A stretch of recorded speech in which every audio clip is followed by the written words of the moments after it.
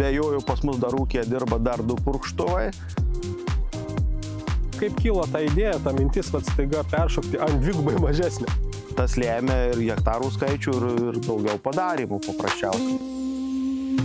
Sveiki bičiuliai, šiandieną svečiuojamės pas Jaunių Stonkų Šakių rajone, jo ūkyje. Matom už savęs gražų lauką rapsų žieminių ir tenais tolumoje matom raudoną gražią mašiną Agrifak dirbančią. Tai šiandien atvažiavom pas Jaunių pasikalbėti, nes ta mašina pas tave jau dirba kiek? Turbūt kokios 10 dienų plius minus nuo paleidimo, visą kitą, ne? Taip, labą dieną. Taip, jau jinai pas mus dirba 10 dienų, sakykime, nuo paleidimo. Mes ją patenkinti pakol kas, problemų nėra. Man įdomiausia, tai kaip Jaunius pirko tą mašiną. Sulaukiu skambučio, sako, reikia siejamosios, bet važiuoja purkštuvas. Kaip čia gavosi? Gavosi taip, kad mes įsišnekėjom tarpusavį ir nusprendėm pakeisti purkštuvą vieną. Tai išėjau, kad atsirado būtent Agrifakas. Sakoma, neturėjom pasiūlyti purkštuvą, pasiūlėm Agrifaką. Šiaip tai, iš tikrųjų, šiai dienai tas purkštuvas jau Jauniaus laukose nupurškęs yra 700 hektarų.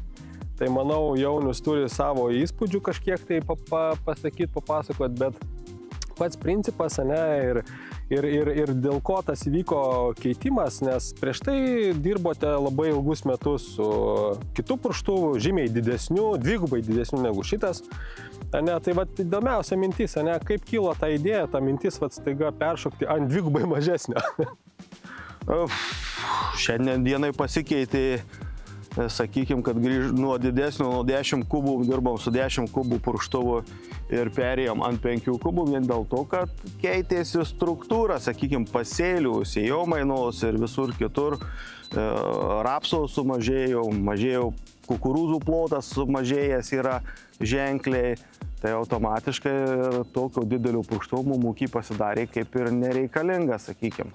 Bet aš įsivaizduoju, kad ir kaip sakėte, pasėliai šiek tiek sutrumpėjo, sumažėjo, sužemėjo, bet realiai turbūt purškimo plotas nesumažėjo, nes purškimo plotas tai... Purškimo plotas liko tas pats, kas ir buvo, iš tikrųjų, bet be jo jau pas mus dar ūkyje dirba dar 2 purkštuvai, tai ir norėjusi savaeigio, bet jau netokio didelio, kaip sakyti, tai dėl to ir atsirado būtent šitas. Tai reikia paminėti ir tai, kad natūralu, kad šita mašina turbūt iš Dotnuva Baltic tokia pirmoji, tokia, sakykime, kuriai dirba dabar nauja, ne, ir naujom, sakykime, sąlygom. Aplamai iš Dotnuvos pirmoji, nes mes nieko iki tol neturėjome, turiu pasakyti. Bet tikimės, kad ir ne paskutinį. Tai aš ką norėjau pasakyti, Jaunius ir sako, čia jums egzaminas. Jeigu jūs jį gerai išlaikysite, tai tada galbūt kalbėsime apie kažkokią tai perspektyvą. Tai mes tą egzaminą laikome, labai, kaip sakyt, jaudinamės, kaip ir tie mūsų abiturientai kiekvieną kartą stengiamės išlaikyti tą egzaminą aukščiausiais balais.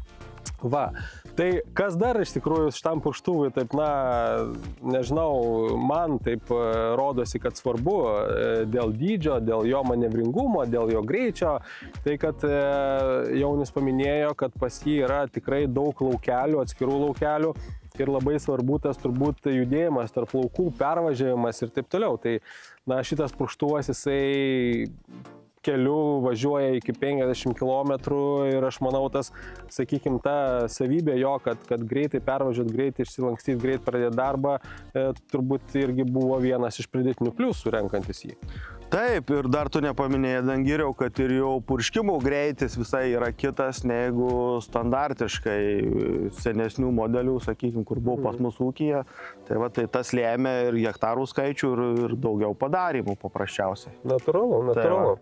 Nes ką mes matom dabar už savo nugaros, tai ir netgi diskutavom čia su Jonium, sakom, taip iš akės žiūrint, lyg ir per lėtai važiuoja jisai keliu šituo lauku, bet vėlgi reikia įvertinti, kad tai yra tikrai šlapia, dar kol kas ankstyvas pavasaris. Kitas dalykas, dar neužmirškim, kad operatorius važiuoja su šito purkštuvu tik tai 10 diena, tai aš manau, kad jeigu atvažiuosim rudenį, tai spėsim jį gaudyti. ritmas. Jau jisai ir taip važiavo, kai buvau sausiau, tikrai daug greičiau važiavo ir dirbau, bet šiandien sąlygos tokios, kokios yra. Ir dėl to jisai važiuoja daug greičiau, jeigu turėtų iš tikrųjų natūroje tą daryti. Tai va. Antras dalykas, dar to purkštuvų, sakykime, toks pliusas, kad automatiškai, nežinau, kaip kitų, turbūt irgi panašiai jau dabar naujų eina, bet vandens kiekis daug mažesnis yra naudojamas, negu mes turėjom kur seną purkštuvą, ten buvo visai kiti kiekiai.